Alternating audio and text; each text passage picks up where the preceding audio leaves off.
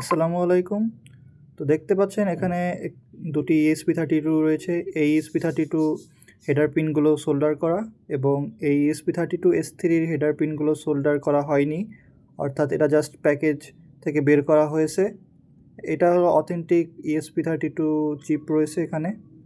So এটা soldering করার জন্য আমি অনলাইন ঘেটে দেখলাম বিভিন্ন পদ্ধতি রয়েছে। কেউ ব্রেডবোর্ড ইউজ করে, কেউ আবার ক্লিপ ইউজ করে। আমি এখানে ক্লিপ ইউজ করেই সোল্ডারিংগুলো করব। ক্লিপগুলো লাগানোর সময় অবশ্যই খেয়াল করবেন পিনগুলো স্ট্রেট আছে কিনা। স্ট্রেট না থাকলে সঠিকভাবে ব্রেডবোর্ডের উপর বসালেই বুঝবেন স্ট্রেট হয়েছে কিনা।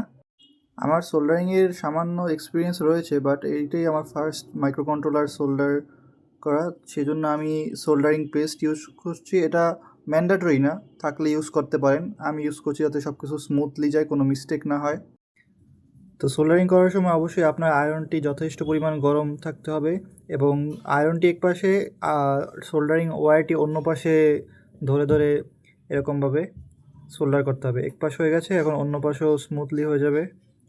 মজার বিষয় হলো এই 6-7 মাস ধরে এই মাইক্রো কন্ট্রোলারটি পড়ে রয়েছিল আমার সাথে। আমি কনফিডেন্স ছিলাম না যে এটা সোল্ডার করতে পারবো কি না।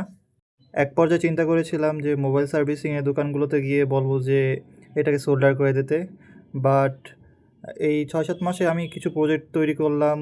সোল্ডারিং এক্সপিরিয়েন্স গেইন করার পরে ভাবলাম যে না, সোল্ডারটা ভালো মতনই করতে পারবো। তো যখন দেখলাম সোল্ডারটা ভালো মতন হয়েছে খুব সুন্দরভাবে, তখন আসলে খুবই ভালো লাগলো। সোল্ডারিংয়ের জন্য আমি ইউজ করেছি এখানে 908 মডেলের একটি আয়রন, আর এটার দাম প্রায় 350 মতন মনে হয় পড়েছিল লোকাল বাজারে।